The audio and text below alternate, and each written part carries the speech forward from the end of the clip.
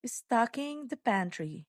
Dito sa task na ito, pagsasaayos at paglalagay naman ng mga napamili ang gagawin. Pagsasaayos at paglalagay ng tinapay, cup noodles, kape, chichirya at iba pa. Hindi lang pagkain ang pwede nating isaayos sa pantry o estante kung hindi mga produkto na rin na ginagamit nating panlinis sa bahay. Halimbawa ay detergent powder, bar soap, paper towels at iba pa kung saan ang mga gamit na ito ay may sarili ring lugar sa pantry o estante. Laging tatandaan na sa umpisa ng video, dapat nakikita kaagad ang mga kamay at torso. Importanteng sa buong video ay kita ang mga kamay at ang torso naman ay normal lang na hindi nakikita kung ang inaabot ay mataas na bagay o lugar. Tandaan din natin na ang task na ito ay pangbahay lamang at hindi pwedeng ginagawa sa tindahan.